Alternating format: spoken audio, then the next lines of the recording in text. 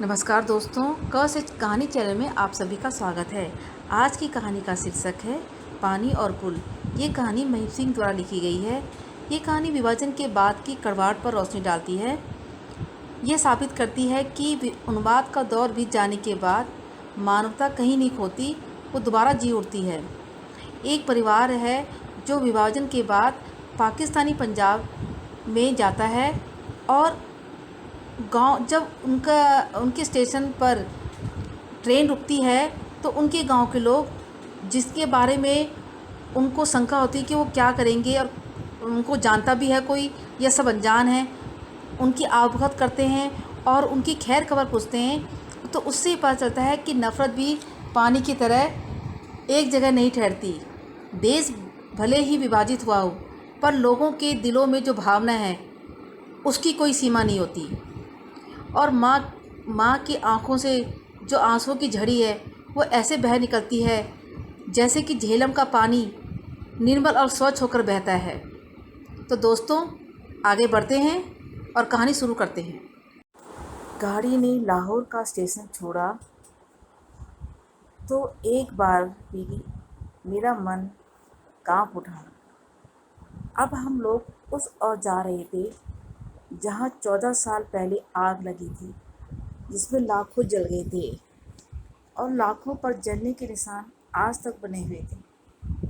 मुझे लगा हमारी गाड़ी किसी गहरी लंबी अंधकारमय गुफा में घुस रही है और हम अपना सब कुछ इस अंधकार को सौंप दे रहे हैं। हम सब लगभग 300 यात्री थे। स्त्रियों और बच्चों की भी संख्या काफ़ी थी। लाहौर में हमने सभी गुरुद्वारों के दर्शन किए। वहाँ हमें जैसा स्वागत मिला उससे आगे अब पंजा साहिब की यात्रा में किसी प्रकार का अनिष्ट घट सकता है ऐसी संभावना तो नहीं थी, परंतु मनुष्य के अंदर का पशु कब जागकर सभी संभावनाओं को डकार जाएगा, कौन जानता है। यही सब सोचते सोचते मैंने माँ की ओर देखा। हथेली पर मुंह टिकाए कोनी को खिड़की का सहारा दिए वे निरंतर बाहर की ओर देख रही थी। खेत कट चुके थे, दूर दूर तक सपाट धरती दिखाई दे रही थी। मुझे लगा माँ की आंखों में से यह उतरकर यह सपाटता मन में पूरी तरह छा गई है। फिर मैंने अपने डिब्बे की दूसरी यात्री की तरफ देखा। उन पर भी गहरी उदासी छा गई थी। समझ नहीं आ रहा था कि एकाएक ऐसी उदासी सब पर क्यों छा गई है। तुम्हें तो रास्ता अच्छी तरह याद होगा, मैंने माँ का ध्यान तोड़ते हुए पूछा। सैकड़ों बार आना जाना हुआ होगा तुम्हारा। माँ मेरी ओर देखकर मुस्कुराई। वह मुस्कुराहट सब कुछ खोकर पाई हुई मुस्कुराहट थी। बोली, मुझे रास्ते का एक एक स्टेशन तक याद है, पर आज ये इलाका कितना बेगाना बेगाना सा लग रहा है। आज 14 साल बाद इधर से जा रही हूँ। पहले भी ऐसी ही जाती थी। लाहौर पार करते ही अजीब सी उमंग नस नस में दौड़ जाती थी। सराई, हमारा गांव, जैसे जैसे निकट आता जाता वहाँ की एक एक शक्ल मेरे सामने दौड़ जाती। स्टेशन पर कितने लोग आए होते। माँ की आंखों में 14 साल पहले की याद तरल हो आई थी। पिताजी ने अपना रोजगार उत्तर प्रदेश में ही जमा लिया था। हम सब भाई बहनों का जन्म पंजाब के बाहर ही हुआ था।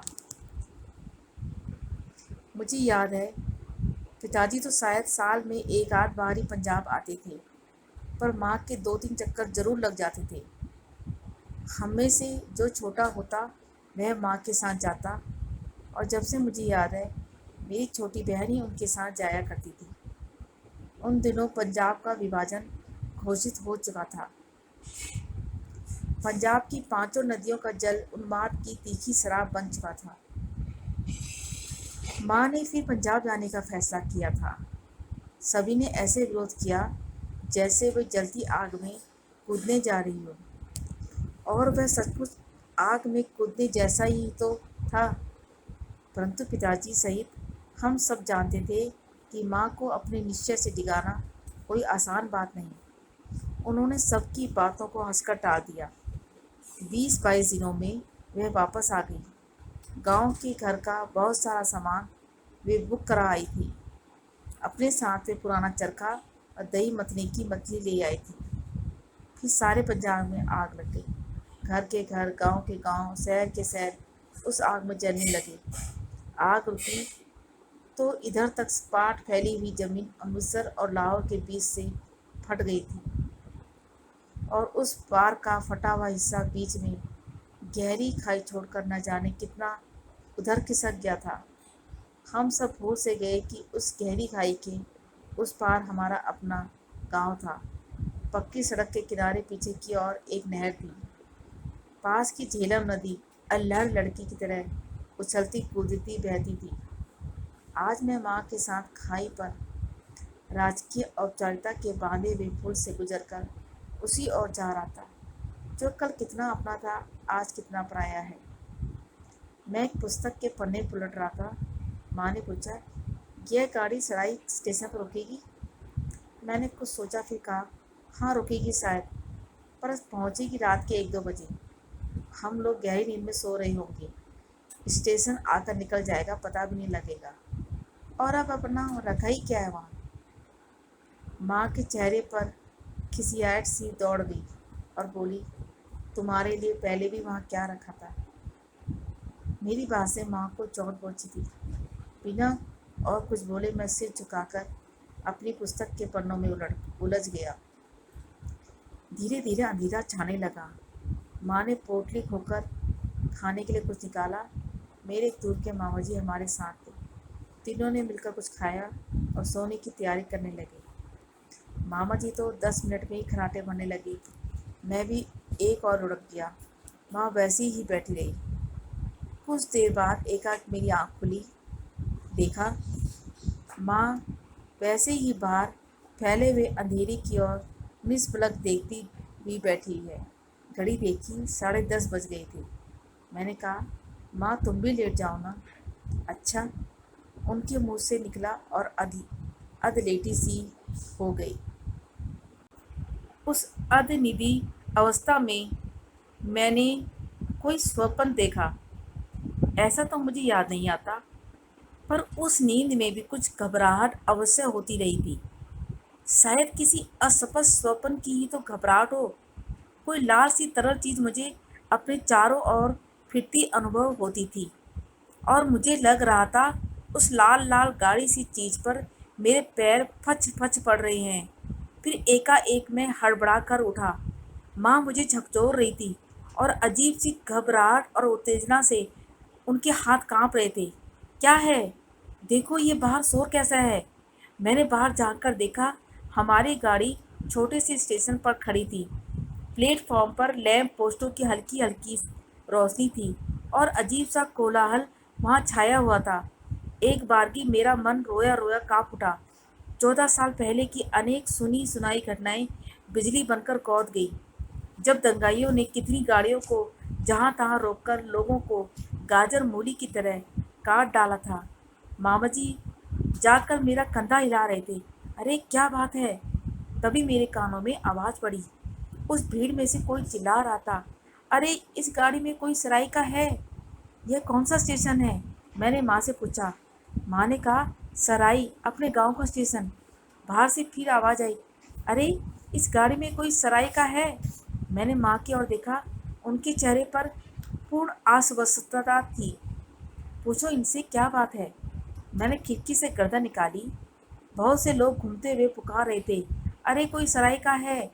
پاس سے جاتے ہوئے ایک آدمی کو بلا کر میں نے پوچھا، کیا بات ہے جی، آپ میں کوئی اس گاؤں کا ہے؟ ہاں، ہم ہیں اس گاؤں کے، ماں نے آگے آ کر بولا۔ تم سرائی کی ہو؟ اس آدمی نے زور دے کر پوچھا۔ ہاں جی۔ ماں کے اتنا کہتے ہی اسٹیشن پر چاروں اور شور مچ گیا۔ ادھر ادھر گھومتے ہوئے بہت سے آدمی ہمارے ڈبے کے سامنے جمع ہو گئے۔ پھر کئی آوازیں ایک ساتھ آئیں، ہم سرائی کے ہی ہیں، ماں نے زور دے کر کہا، اسی گاؤں کے۔ اپستھت جن سمودائے میں ایک کولاہل سا ہوا۔ کسی کی آواز آئی، تم کس کے گھر سے ہو؟ ماں نے میری اور دیکھا۔ میں نے کہا، میرے پتا جی کا نام سردار ملا سنگھ ہے، یہ میری ماں ہے۔ تم ملا سنگھ کے بیٹے ہو؟ کئی لوگ ایک ساتھ چلائے۔ تم ملا سنگھ کی بیوی ہو؟ رویل سنگھ کی بھابھی؟ کیسے ہیں سب لوگ؟ कहते कहते ही कितने हाथ हमारी ओर बढ़ने लगे। लोग हमारे संबंधियों में सबकी कुशल क्षेम पूछते हुए अपने हाथ की पोटलियां मुझे और माँ को थमाते जा रहे थे। मैं और माँ गुमसुम से उन्हें ले लेकर अपनी सीट पर रखते जा रहे थे। देखते देखते हमारे बर्थ कपड़ों की छोटी छोटी पोटलियों से भर गई। मैं हक्का बक्का सा यह देख रहा था। माँ अपने सिर का कपड़ा बार बार संभालती हुई हाथ जोड़ रही थी। खुशी से उनके होंठ फड़फड़ा रहे थे। मुंह से निकल कुछ भी ना रहा था और लगता था आंखें अभी टूट पड़ेगी। वहीं खड़े गार्ड ने हरी लालटेन ऊपर उठाई और कोट की जेब से सीटी निकाली। मैंने देखा 3-4 आदमियों ने उसे पकड़ सा लिया। अरे बाबू, 2-4 मिनट और खड़ी रहने दो गाड़ी को, देखता नहीं ये बीबी इसी गांव की है। और एक ने उसका लालटेन वाला हाथ पकड़कर नीचे कर दिया। भरजाई, सरदार जी कैसे हैं? उन्हें क्यों नहीं लाई? पंजे साहब के दर्शन कराने? एक बूढ़ा सा मुसलमान पूछ रहा था। माँ ने दोनों हाथों से सिर का कपड़ा और आगे कर लिया। उनके मुंह से धीरे से निकला, सरदार जी नहीं रहे। क्या? मूला सिंह गुजर गए? क्या हुआ था उन्हें? माँ चुप रही। मैंने जवाब दिया, उनसे पेट में रसोली हो गई थी। एक दिन वह फूट गई और दूसरे दिन पूरे हो गए। ओह, बड़े ही नेक बंदे थे। खुदा अपनी दरगाह में उन्हें जगह दे। एक में अफसोस प्रकट करते हुए कहा। कुछ क्षण के लिए सब में खामोशी छा गई। भरजाई, तेरे बच्चे कैसे हैं? वाहेगुरु जी की कृपा है, सब अच्छे हैं, माँ ने धीरे से कहा। अल्लाह उनकी उम्र दराज करे। कई आवाज़ एक साथ आई। भरजाई, तुम अपने बच्चों को लेकर यहाँ आ जाओ, किसी एक ने कहा। और कितने ने दोहराया, भरजाई तुम लोग वापस आ जाओ, वापस आ जाओ। प्लेटफार्म पर खड़ी कितनी आवाज़ें कह रही थी, वापस आ जाओ, वापस आ जाओ। मैंने सुना मेरे पीछे खड़े मामा जी उड़ते हुए कह रहे थे, बदमाश कहीं की, पहले तो मार मार कर निकाल दिया, अब कहते हैं वापस आ जाओ। पर प्लेटफार्म पर खड़े लोगों ने उनकी यह बात नहीं सुनी थी।